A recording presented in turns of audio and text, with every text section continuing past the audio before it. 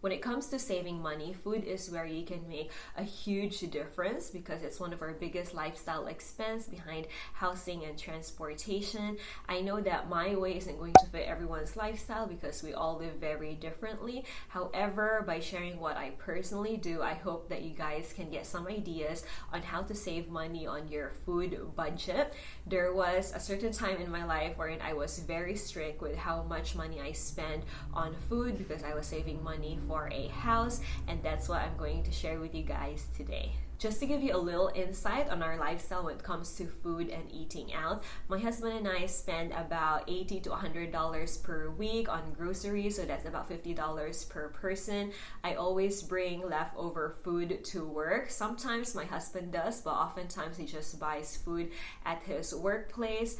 Our diet isn't perfect, but we try to eat as healthy as we can. We buy fruits and salad, and it doesn't necessarily mean that we're eating ramen noodles every night just because we're frugal. As a matter of fact, we rarely buy instant noodles because we know how unhealthy it is. We eat out once a week, so that's about $40 to $50 for both of us. It could be twice a week, especially when we're catching up with friends, but that's it. We never go over twice a week because eating out can be really expensive, especially when you're ordering alcohol on top of food. We also used to order food through Uber Eats, especially when it's at the end of the week and you're tired. However, we realized that it's the same cost as eating out, and we'd rather eat out because we enjoy the experience of being in a restaurant and being social. And we rarely buy takeaway anymore because cooking your own food is cheaper and also of the plastic containers. We go to the cheapest store for grocery shopping because your money goes a long way. In New Zealand, Pack and Save tend to be the cheapest, followed by Countdown, and then New World tend to be the most expensive.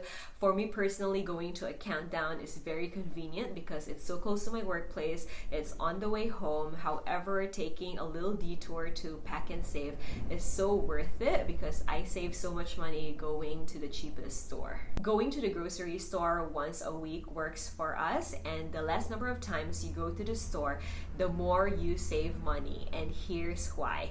It's because if you go multiple times to the store, you have multiple chances of buying junk food or things that you don't normally buy. I learned this from experience because, like I said, the store is very close to my workplace, so I would go multiple times after work to buy chippies for myself. And since I'm already there, I asked Ray if he wants anything, so I would grab maybe a donut or cookies for him, and I would tuck the chips here and the donut on this hand, and since I have a free hand, I would grab a soda as well. And these things, these unhealthy snacks, we don't normally buy. And remember, the little things add up. If you're spending an additional $25 per week on things that you normally wouldn't buy, that's already $1,300 per year that you could be saving.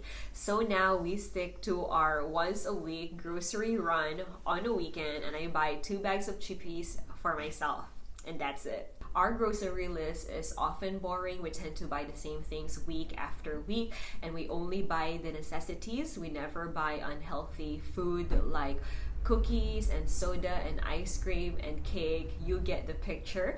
In my childhood, we would only buy these things on birthdays and special occasions. However, these snacks are so readily available these days that people buy them on the regular, and I think that's why we have a huge problem on obesity, childhood obesity, especially in first world countries. And I also think this is the reason why people spend so much money on food. We also don't buy pre-prepared products like, for example, grated cheese or peeled garlic because they tend to be more expensive compared to the normal product, and these things I can do myself anyway. It's not really a struggle to peel garlic for me, so I'm happy doing it. There was a time when I was saving up for a down deposit of a house that I wouldn't buy lunch at work at all because prepping your own food is cheaper compared to buying lunch at work, and I would cook in bulk, and that works so well for me because I didn't have to cook every night. Of course, there will be days when I wouldn't have any more leftover food to bring to work, and that's why I always have a backup food. Because we have free bread at work, I always have a can of tuna with me, and that will be my backup food so that I will will never have to buy lunch at work at all. These days, I'm not too strict with it, but I still keep a can or two in the pantry. We're also not picky with the things that we normally use so that we can take advantage of discounted price.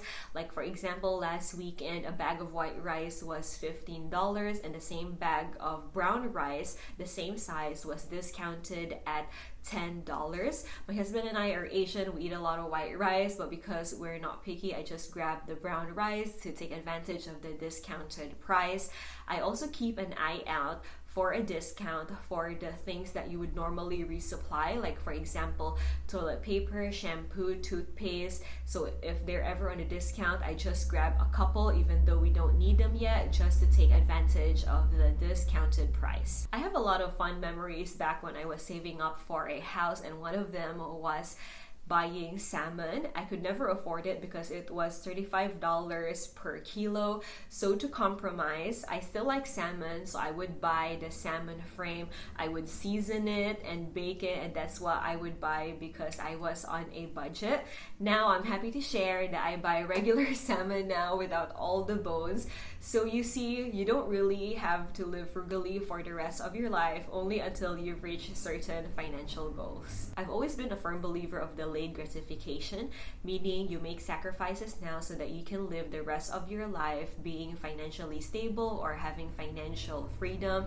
By sharing my lifestyle, I hope you guys are motivated even a little to save money on food. If you enjoyed this video, please subscribe to the channel so that you get more content like this one. Thank you guys so much for hanging out with me, and I'll see you guys next week. Bye!